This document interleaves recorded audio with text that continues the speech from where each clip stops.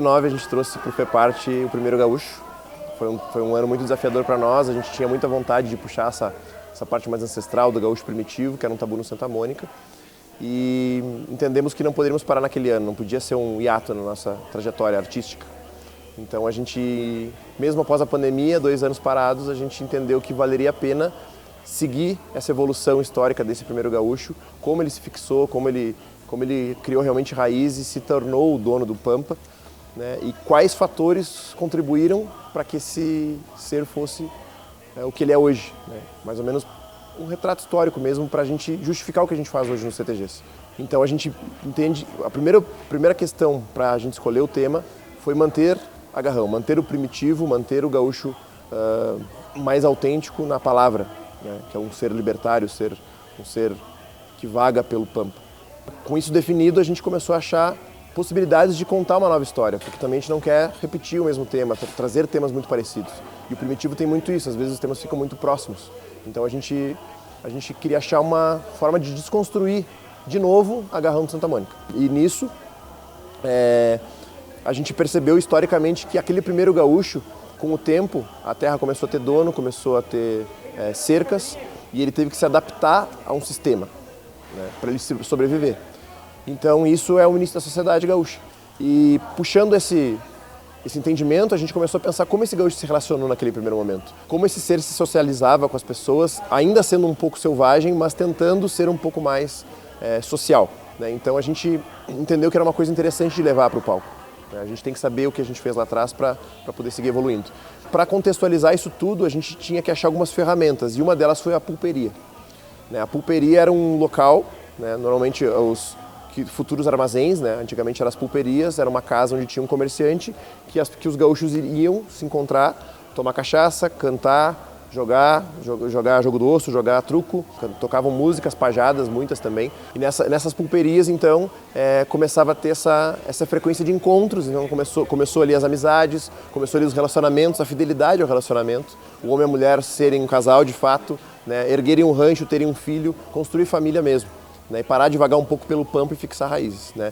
Então a pulperia foi muito, muito fundamental para isso. Fora que ali o gaúcho começou a mostrar toda a sua teatralidade, dançando, cantando, né, e demonstrando a sua arte de fato, né? Então a gente encontrou na entrada essa construção de mostrar quem era esse homem, essa mulher, uma mulher ainda gaúcha, ainda que cuidava do rancho, que cuidava dos animais também junto ao homem, o homem que ainda vivia em volta das guerras, sempre sombreado pelas guerras, mas que também já tinha o seu trajar, já cuidava um pouco mais do seu porte, né, de como se apresentava para os outros, né? A honra era muito importante naquele momento, né? O gaúcho, o que tinha de mais importante era a sua honra, então ele perdia a vida pela honra com muita tranquilidade.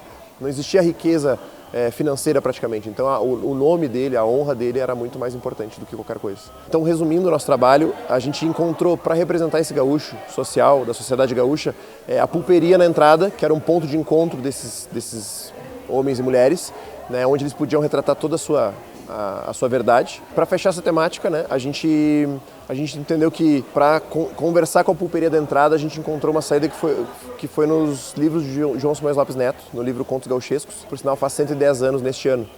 E no livro Contos Gauchescos, basicamente, tem o personagem do Blau Nunes, que é um vaquiano, que justamente representa o nosso ser, né, com seus 88 anos, que viveu muito esse período de construção da sociedade gaúcha durante toda a sua vida.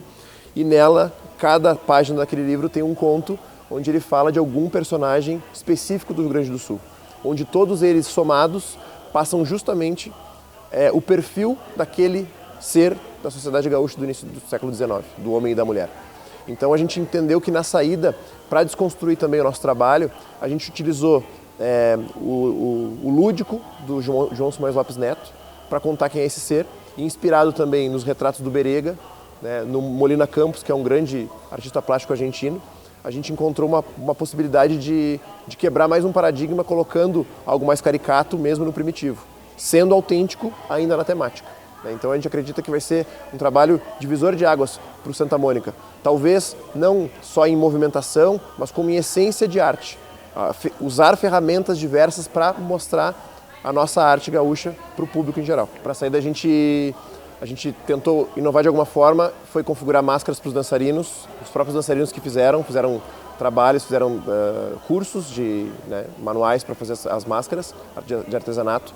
E cada dançarino dessa coreografia ele representa um personagem do conto gauchesco. Então a gente leu todo o livro, encontrou lá 24 personagens e cada um deles representou uma pessoa. Então a gente sabe quem a gente está retratando, como ele se comportava, o que ele fazia, né, como esse personagem específico participou daquele momento. Então o resumo desses personagens, né, todos eles juntos formam o estereótipo desse gaúcho do século XIX, que é a evolução daquele primeiro gaúcho que a gente representou em 2019. Personagens esses que juntos formam a nossa grande sociedade gaúcha na pulperia moniquense. Então é isso, pessoal. Esperamos todos vocês no FEPART 2022. Para vocês, os moniquenses e a sociedade gaúcha.